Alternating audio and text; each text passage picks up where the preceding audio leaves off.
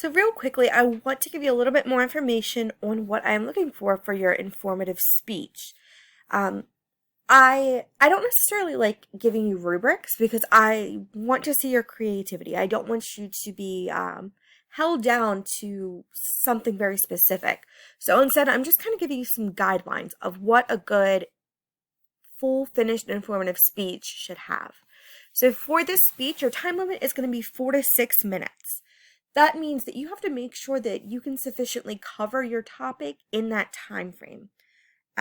Anywhere between 4 minutes and 6 minutes is perfect.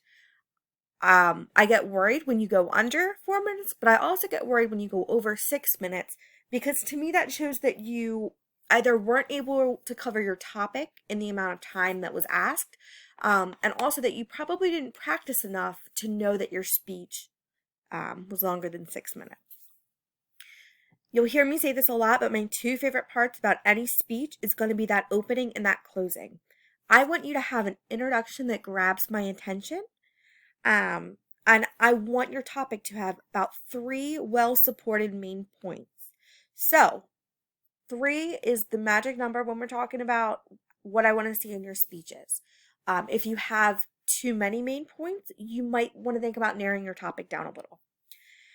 Very important, I want you to cite at least 3 credible sources, both verbally when you're talking in your speech and also to show it in your outline.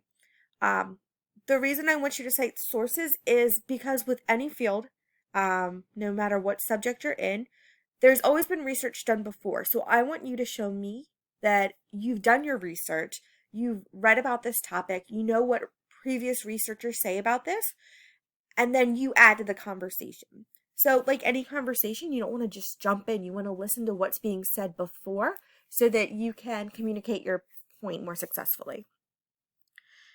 And then number 5, craft a powerful conclusion. Your conclusion should contain 2 essential parts.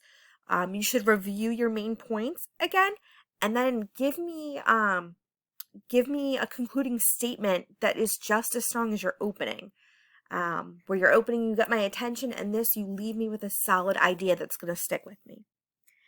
I want this to have a very conversational style. Keep your eye contact with your video camera, just as you would do with your audience. And I want you to just tell a story. The great thing about all your speeches in my class is you get to pick your topic. So I want you to pick something that you're excited about, that you're interested in, and then make sure you can convey that to me.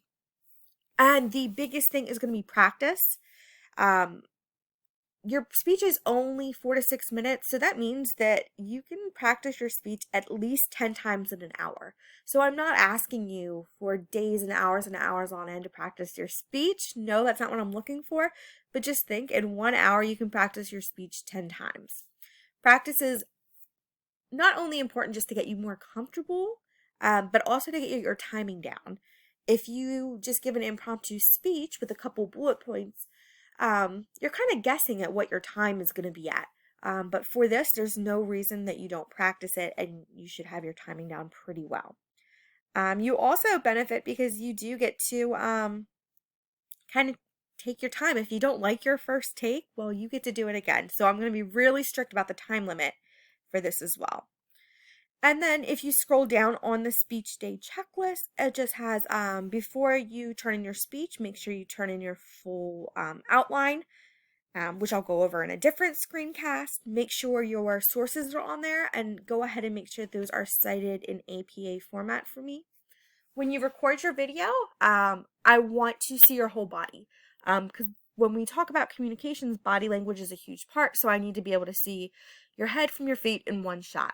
The best thing to do is either have somebody record you or use a tripod, or even if you just kind of stack some books up into a makeshift tripod, that will work just as good.